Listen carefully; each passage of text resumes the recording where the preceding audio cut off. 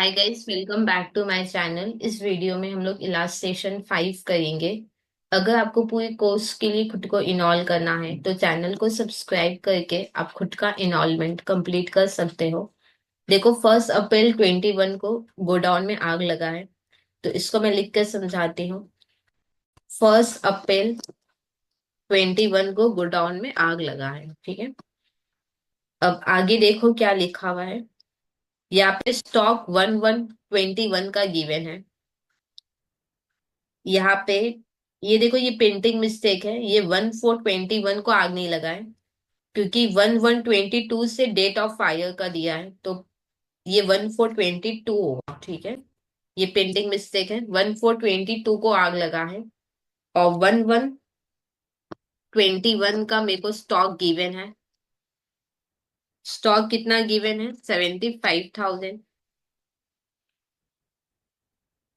फिर आगे देखो क्या लिखा है। यहाँ पे देखो, लास्ट ईयर का मेरे को क्यों गिवन है, ये मैंने आपको पहले वाले लास्ट सेशन में भी बता दिया था। एक बार मैं फिर समझाती हूँ। देखो, ये 31 दिसंबर 21 को एंड होगा, 21। फिर 1 जनवरी 22 से स्टार्ट होगा, जो कि 1 अप्रैल तक होगा, ठीक है। अब क्या है कि 1 अप्रैल 22 को मेरे गोडाउन में आग लगा है। तो क्वेश्चन ये है कि इस दिन मेरे गोडाउन में स्टॉक कितना था। इस दिन में गोडाउन में स्टॉक कितना है, ये एक क्वेश्चन है, ठीक है। कैसे पता चलेगा कि इस दिन में गोडाउन में कितना स्टॉक है? ट्रेडिंग अकाउंट अगर आप बनाओगे तो आपको मिल जाएगा कितना स्टॉक था, ठीक है। अब क्वेश्चन है कि दीदी 3 महीने का थोड़ी ना ट्रेडिंग होता है। बात सही है, 3 महीने का ट्रेडिंग नहीं होता है, क्योंकि हम लोग 3 महीने का बनाए हैं, तो फिर अपने को मेमोरेंडम ट्रेडिंग अकाउंट बनाना होगा, ठीक है। अब यहाँ पे क्या है कि मेरे पास ओपनिंग स्टॉक होगा। इस पीरियड का मेरे पास परचेज होगा, सेल्स भी होगा, ठीक है या नहीं। अब क्या है ना कि नॉर्मली ट्रेडिंग अकाउंट को टैली करके जीपी निकलता है, पर यहाँ पे मेरे को ट्रेडिंग अकाउंट को टैली करके क्या निकालना है? स्टॉक एट गोडाउन निकालना है, ठीक है। अब क्योंकि स्टॉक एट गोडाउन निकालना है, तो डेफिनेटली मेरे पास क्या होना चाहिए? जीपी होना चाहिए। तो जीपी हम लोग कैसे निकालेंगे? देखो, अगर कुछ नहीं बोला तो हर साल जीपी परसेंट क्या होता है? सेम होता है, ठीक है। अगर कुछ नहीं बोला तो हर साल जीपी परसेंट क्या होगा? सेम होगा। तो हम लोग क्या करेंगे? लास्ट ईयर का ट्रेडिंग अकाउंट बनाएंगे, जहाँ पे मेरे पास opening stock, purchase, sales, closing stock, ठीक है, यानी सब कुछ होगा मेरे पास। तो टैली करके हम लोग जीपी निकाल लेंगे और अकॉर्डिंगली जीपी परसेंट निकाल लेंगे। अब क्योंकि कुछ नहीं बोला तो ऑलवेज जीपी परसेंट सेम होता है, तो यहाँ पे हम लोग जीपी परसेंट लगा के क्या निकालेंगे? जीपी। अब जीपी मिल गया तो टैली करके स्टॉक एट गो डाउन निकल जाएगा, ठीक है। अब यहाँ पे एक दो चीज और है। यहाँ पे क्या है ना कि कुछ एक पैराग्राफ में अपने को एक पर्टिकुलर आइटम के बारे में बताया है। यहाँ पे नीचे एक बार चेक करना। अपने को एक पर्टिकुलर आइटम के बारे में कुछ बोल रहा है, तो जब भी आपको एग्जाम में कोई पर्टिकुलर आइटम के बारे में बोल रहा हो, तो उसको हम लोग क्या मानेंगे? एबनॉर्मल आइटम, ठीक है। तो ये एक ऐसा समय जहाँ पे मेरे पास अब दो आइटम हो गए, एक नॉर्मल आइटम और एक एबनॉर्मल आइटम, ठीक है यानी। और जब क्योंकि मेरे पास यहाँ पे एबनॉर्मल आइटम है, तो हम क्या करेंगे? पहले सम को अच्छे से समझ लेते हैं, उसके बाद फिर ट्रेडिंग और मेमोरेंडम को हम लोग कंप्लीट करेंगे। अब यहाँ पे देखो, 1121 का स्टॉक गिवन था, जो मैंने लिख लिया। फिर 31/12/21 का भी स्टॉक है, जो कि है 80,000। यहाँ का क्लोजिंग यहाँ के लिए क्या हो जाएगा? ओपनिंग। फिर देखो, परचेज दिया है 21 का। 21 का परचेज है 3,10,000। सेल्स भी मेरे को गिवन है 21 का 4 लाख। फिर परचेज गिवन है 11/22 से डेट ऑफ फायर तक का परचेज गिवन है, जो कि है 75,000। और सेल्स भी मेरे को गिवन है 1 लाख। अब यहाँ पे ये वाला चीज देखना, बहुत ही सिंपल है, कुछ खास नहीं है। एक तो ये प्रिंटिंग मिस्टेक है, इसको आप ठीक करो। 4600 होगा, ये 5000 नहीं होगा। क्या लिखा है? क्लोजिंग स्टॉक 21 का जब हम वैल्यू कर रहे थे, इसका मतलब क्या? देखो, 21 का हम लोग जब क्लोजिंग स्टॉक वैल्यू कर रहे थे, मतलब इसके बारे में बोला है। जब हम 21 का क्लोजिंग स्टॉक वैल्यू कर रहे थे, 4600 हमने, 5000 नहीं होगा, ये 4600 होगा। 4600 मैंने राइट ऑफ कर दिया था। कहाँ से? कौन से आइटम का आपने 4600 राइट ऑफ किया? Abnormal item. मेरे पास एक एबनॉर्मल आइटम था, उसमें मैंने 4600 राइट ऑफ कर दिया। किससे? कॉस्ट से, उसके कॉस्ट से। देखो मेरे पास एक एबनॉर्मल आइटम था, ठीक है, जिसका कॉस्ट प्राइस था 4800। मैंने 4600 क्या कर दिया? राइट ऑफ कर दिया। मैंने 4600 राइट ऑफ कर दिया। तो फिर मैंने उसको वैल्यू कितने में किया है? मैंने उसको वैल्यू किया है 200 में। इसमें कोई प्रॉब्लम? जब 21 का जब हम लोग क्लोजिंग स्टॉक वैल्यू कर रहे थे, तो मेरे पास एबनॉर्मल आइटम भी है गया था क्लोजिंग डेट में, तो उसको भी वैल्यू कर रहे थे। तो उसका कॉस्ट प्राइस 4800 था। मैंने 4600 राइट ऑफ कर दिया। तो फिर मैंने उसको वैल्यू कितने में किया है? 200 में। एक चीज मैं बोल रही हूँ, क्लोजिंग स्टॉक में सिर्फ नॉर्मल आइटम नहीं है, यहाँ पे एबनॉर्मल आइटम भी है मेरे पास, ठीक है या नहीं? अच्छा, ये 80,000 क्या है दीदी, ये नॉर्मल आइटम है या टोटल है? कुछ नहीं बोला, तो यहाँ के जितने भी वैल्यूज है सब टोटल है। ये टोटल मतलब सबके सब टोटल। तो ये टोटल है मेरा। इसमें एबनॉर्मल आइटम को मैंने कितने में वैल्यू किया है? 200 में। तो कितना भी नॉर्मल आइटम होगा माइनस कर लो, तो ये होगा मेरा नॉर्मल आइटम। क्या ये बात क्लियर? अच्छा, एक चीज और ध्यान देना, कॉस्ट प्राइस अगर गिवन है, इसका मतलब पक्का मैंने इसको इस साल खरीदा भी होगा, जो कि मेरे परचेज में इंक्लूडेड होगा, हाँ या ना? ये 3,10,000 डेफिनेटली टोटल है। इसमें एबनॉर्मल आइटम कितना इंक्लूडेड है? 4800। तो नॉर्मल आइटम कितना होगा? माइनस करके निकाल लो, 305,200। क्या ये बात क्लियर? ओके। अब आगे देखते हैं और क्या लिखा है। अब इसमें से कुछ स्टॉक मैंने सेल कर दिया 22 में, लॉस में मैंने सेल किया है। और कितने में सेल किया वो भी गिवन है। 22 में मैंने सेल कर दिया। 22 मतलब इधर। इधर मैंने एबनॉर्मल आइटम को सेल कर दिया है, ठीक है या नहीं? कितने में सेल किया? 2400 में सेल किया, ठीक है। और लॉस हुआ है मेरे को 400 का। मेरे को पता है यहाँ पे कुछ प्रिंटिंग मिस्टेक है। अब समझ में नहीं आया क्या प्रिंटिंग मिस्टेक है, तो जैसा लिखा है क्वेश्चन मैं वैसे ही आपको करवा दे रही हूँ। यहाँ पे लिखा है कि एबनॉर्मल आइटम को मैंने सेल कर दिया है लॉस में एट 2400 में मैंने सेल कर दिया। तो इस एबनॉर्मल आइटम का कॉस्ट प्राइस कितना होगा? 2000, ठीक है। 2000 को मैंने, हाँ, लॉस हुआ है, इसका मतलब कॉस्ट तो ज्यादा होगा ना। लॉस हुआ है मतलब पक्का सेलिंग प्राइस कम होगा, और कॉस्ट प्राइस कितना होगा? ज्यादा। तो 2800 का मैंने 2400 में सेल कर दिया, तो मेरे को लॉस हुआ है। अच्छा, तो ये जो सेल होगा इसमें पक्का एबनॉर्मल आइटम है। ये 1 लाख क्या है? टोटल। मैंने अभी बोला था कुछ नहीं है, तो सब टोटल है। इसमें एबनॉर्मल आइटम कितने होंगे? देखो सेल किया है 2400 में, तो इस सेल में कितना होगा एबनॉर्मल आइटम? 2400। तो नॉर्मल आइटम कितना होगा? माइनस करो, 97,600। क्या ये बात क्लियर? ओके। अब यहाँ पे मेरे को एक चीज बताओ, क्या सारे एबनॉर्मल आइटम सेल हो गए हैं क्या? एक बार चेक करो। 4800 का क्लोजिंग में था, 4800 का एबनॉर्मल आइटम था, जो कि मैंने सिर्फ 2800 का ही एबनॉर्मल आइटम सेल किया है। क्या ये बात सही है क्या? देखो यहाँ पे एबनॉर्मल आइटम का कॉस्ट प्राइस 4800 था, और यहाँ पे जो मैंने एबनॉर्मल आइटम सेल किया है उसका कॉस्ट प्राइस 2800 है। इसका मतलब पक्का, मतलब कोई एबनॉर्मल आइटम है या नहीं, ये हम लोग कैसे डिसाइड करेंगे? प्योरली उसके कॉस्ट प्राइस के बेसिस पे, ठीक है। कॉस्ट प्राइस के बेसिस पे ही समझ में आएगा कि एक्चुअल में एबनॉर्मल आइटम है या नहीं। हमने कितने में वैल्यू किया, कितने में सेल किया, उसके बेसिस पे एकदम नहीं समझ में आता है कि एबनॉर्मल आइटम है या नहीं। कैसे डिसाइड होगा कि एबनॉर्मल आइटम है या नहीं? आप उसका कॉस्ट प्राइस के बेसिस पे आप देखना, तो आपको समझ में आ जाएगा कि एबनॉर्मल आइटम है या नहीं, ठीक है। तो कॉस्ट प्राइस 4800 था। कॉस्ट प्राइस 4800 था। देखो इस साल मैंने एबनॉर्मल आइटम खरीदा था, कुछ भी सेल हुआ नहीं, तो पूरा का पूरा 4800 वाला एबनॉर्मल आइटम है गया था, जिसको मैंने 200 में भले ही वैल्यू किया है, पर है कॉस्ट प्राइस 4800। अब उस 4800 में से कुछ एबनॉर्मल आइटम मैंने 2800 वाला सेल कर दिया 2400 में। तो इसका मतलब जो स्टॉक एट गो डाउन होगा उसमें नॉर्मल आइटम तो होंगे, और प्लस एबनॉर्मल आइटम भी होगा। अच्छा, ये जो एबनॉर्मल आइटम होगा इसका वैल्यू क्या होगा? जो देखो मैंने अभी पहले वाले लास्ट सेशन में भी बोला था कि जब भी आप इंश्योरेंस का चैप्टर करोगे तो ऑलवेज जो भी स्टॉक होगा उसको हम लोग कॉस्ट पे वैल्यू करेंगे, ठीक है। कुछ नहीं बोला तो सारे के सारे आइटम ऑलवेज कॉस्ट पे वैल्यू होंगे।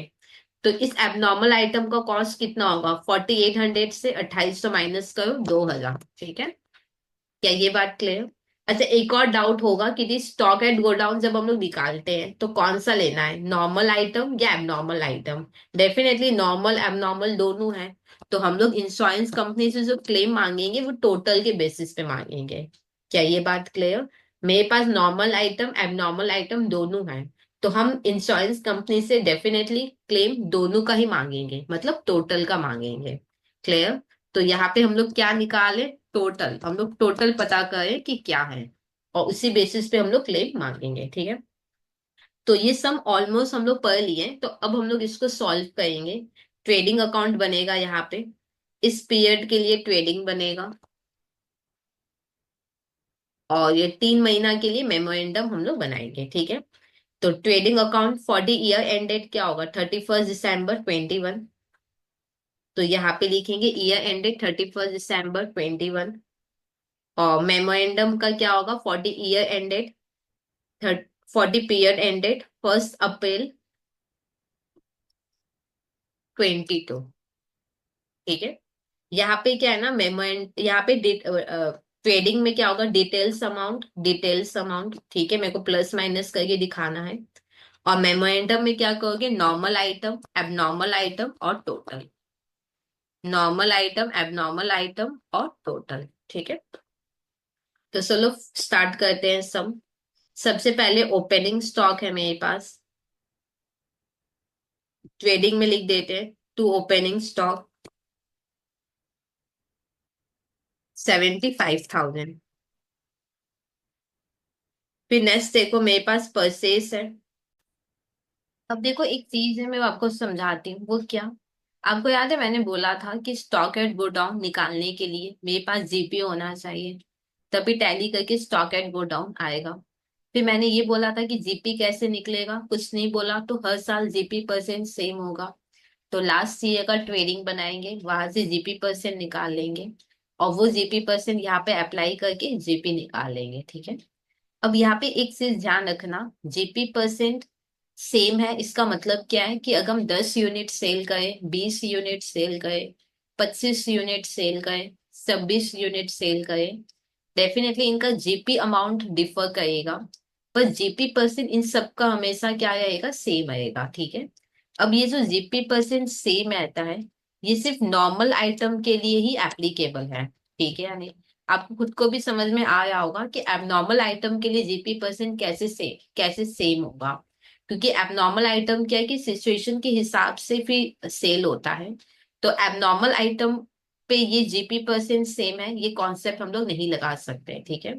अब क्योंकि जीपी परसेंट सेम है नॉर्मल आइटम पे, एक चीज हमेशा ध्यान रखना, यहाँ पे हम लोग ट्रेडिंग अकाउंट, मेरा यहाँ पे ऑब्जेक्टिव फाइनल अकाउंट बनाना नहीं है, मेरा यहाँ पे ऑब्जेक्टिव जीपी परसेंट निकालना है, ठीक है। अब क्योंकि मेरे को पता है कि जीपी परसेंट सिर्फ नॉर्मल आइटम पे लगते हैं, तो जीपी परसेंट निकालने के लिए भी मेरे को क्या चाहिए होगा, नॉर्मल आइटम। तो फिर मेरे को ध्यान रखना होगा कि ट्रेडिंग अकाउंट जो हम यहाँ पे बना रहे हैं, इसमें सिर्फ और सिर्फ नॉर्मल आइटम को ही लेना है। क्या ये बात क्लियर? देखो मेरे पास नॉर्मल एबनॉर्मल दोनों है, तो डेफिनेटली दोनों ही आएगा मेरे फाइनल अकाउंट में। पर यहाँ पे हमको फाइनल अकाउंट थोड़ी ना बनाना है, मेरे को यहाँ पे जीपी परसेंट निकालना है, और मेरे को पता है कि ये जीपी परसेंट नॉर्मल आइटम पे ही लगेगा। तो डेफिनेटली इसका कंप्यूटेशन में भी मेरे को नॉर्मल आइटम ही रखना होगा। तो जहां जहां पे फिर एबनॉर्मल आइटम्स होंगे उनको मेरे को क्या करना होगा, हटाना होगा। इसलिए मैंने यहाँ पे क्या किया, ट्रेडिंग में एक डिटेल का भी कॉलम बना के रखा है, ठीक है।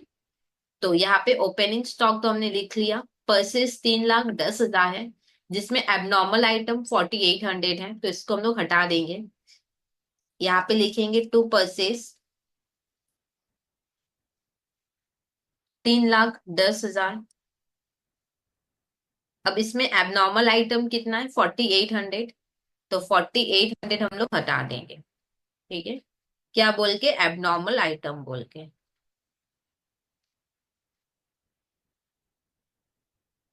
तो फिर कितना होगा ये हम लोग का कंप्यूट किया हुआ है, 305,200, 305,200। फिर आगे देखो सेल्स है 4 लाख, ये भी ट्रेडिंग में आएगा। यहाँ पे लिखेंगे सेल्स, और इसमें देखो कोई एबनॉर्मल आइटम नहीं है, तो एबनॉर्मल आइटम हटाने का जरूरत भी नहीं है, सीधा लिख लो 4 लाख। फिर यहाँ पे देखो क्लोजिंग स्टॉक है, इसमें एबनॉर्मल आइटम होगा, पहले लिखो बाई क्लोजिंग स्टॉक 80,000।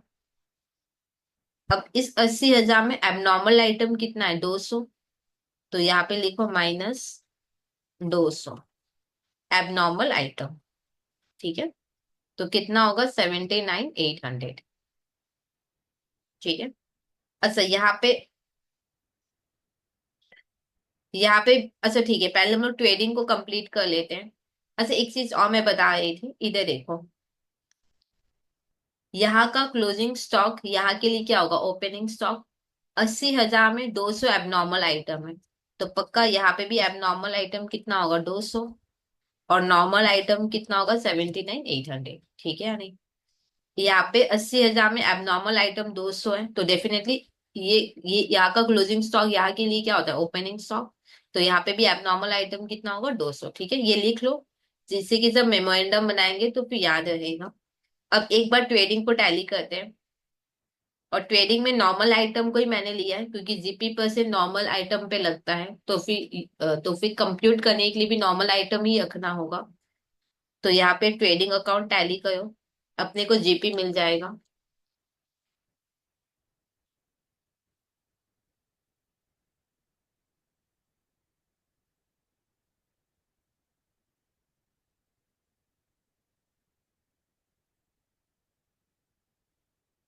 अब देखो ये जो जीपी है ना, ये टोटल जीपी नहीं है, ये एक्चुअल जीपी नहीं है, ये प्योरली नॉर्मल आइटम वाला जीपी है। नॉर्मल आइटम पे अपने को इतने का जीपी हुआ है। ठीक है, अब हम लोग जीपी परसेंट निकालेंगे।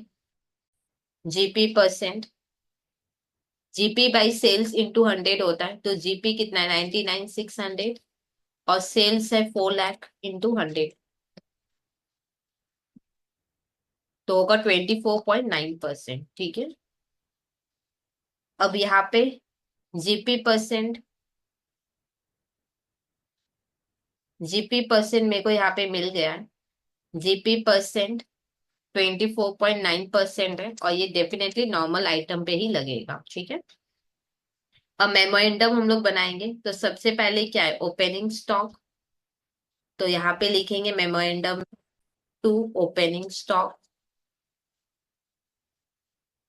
अभी 80,000 कुछ नहीं है, तो टोटल था, तो टोटल में लिखो 80,000।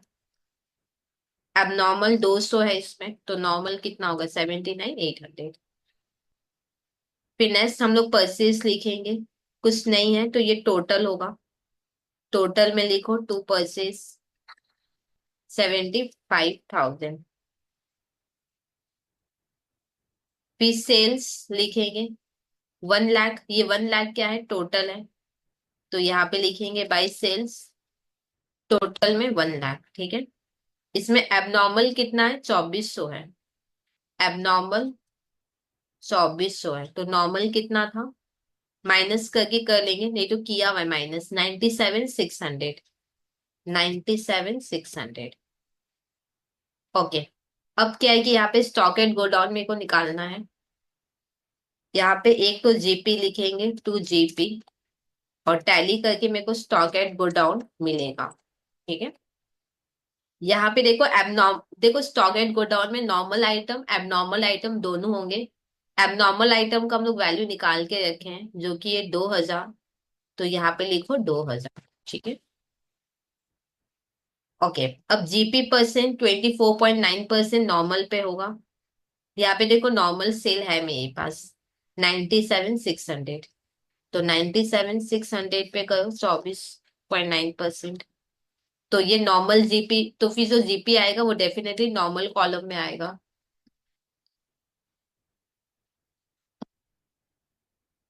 तो होगा 24,302, 0.4 को सो दो 24,302। ठीक है, अब हम लोग यहाँ पे एक दो चीजें जिसको कंप्लीट करेंगे, जैसे आपके दिमाग में होगा कि दीदी अब नॉर्मल वाले कॉलम को टैली करो, स्टॉक एंड गो डाउन आ जाएगा।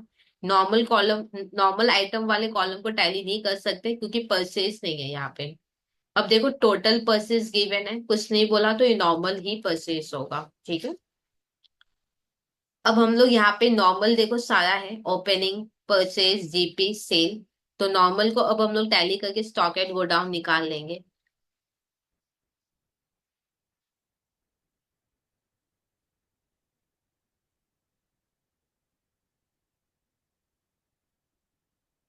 179,102, 179,102।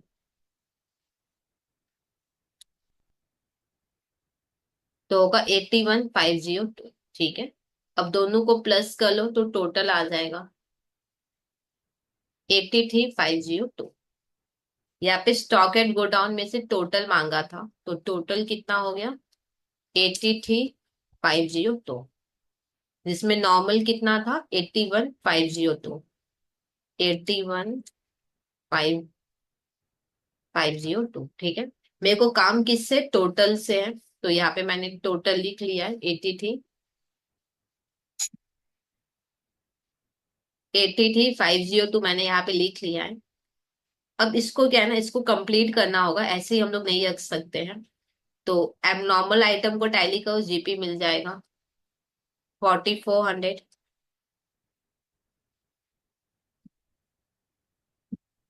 4,200। टोटल करो तो टोटल जीपी आ जाएगा 28,502।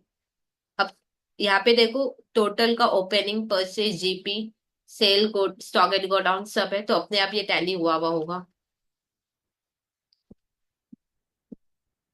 183,502, इधर भी वही आया है 183,502, ठीक है। Okay, stock at go down कितना है? इतना है। कुछ सैलवेज स्टॉक है कि नहीं है? क्वेश्चन में यहाँ पे, अच्छा यहाँ पे दिया है सैलवेज स्टॉक गिवन है 5,000 का। सैलवेज स्टॉक है, सैलवेज स्टॉक है 5,000 का, ठीक है या नहीं? और पॉलिसी वैल्यू गिवन है क्या यहाँ पे? यहाँ पे पॉलिसी वैल्यू यहाँ पे गिवन नहीं है। अच्छा क्या लिखा था? Go down and cost of which was fully insured, ठीक है। नहीं भी बोलता तो पता है क्या करते, क्योंकि पॉलिसी वैल्यू नहीं है तो जितने का लॉस है उतने का कंपेंसेशन मिल जाएगा। तो एक स्टेटमेंट बनाएंगे और एक्चुअल लॉस पता करेंगे, पर्टिकुलर, और एक अमाउंट का कॉलम। एक्चुअल लॉस हम लोग पता करें, stock at go down, stock at go down कितना है? 83,502। अब माइनस क्या करेंगे, देखो इतना गोडाउन में स्टॉक था, कुछ सेव हो गया, तो माइनस सेल्वेज स्टॉक, कितना सेव हो गया था? 5,000। तो सॉल्व करो, एक्चुअल लॉस मेरे को पता चल जाएगा 83,502 माइनस 5,000, 78,502। ये हुआ मेरा एक्चुअल लॉस, ठीक है। तो एक्चुअल लॉस मेरा यहाँ पे आया है 78,502। क्वेश्चन है कि मेरे को कितने का क्लेम मिलेगा, कुछ नहीं बोला, तो इतने पूरे का अपने को क्लेम मिल जाएगा, ठीक है। 78,502। तो ये सम फाइनली हुआ कंप्लीट। कोई डाउट है ऐसा है कमेंट सेक्शन में लिख देना। और अगर अभी तक आपने खुद को इनॉल्व नहीं किया है तो प्लीज चैनल को सब्सक्राइब करके आप खुद का इनॉल्वमेंट कंप्लीट कर सकते हैं।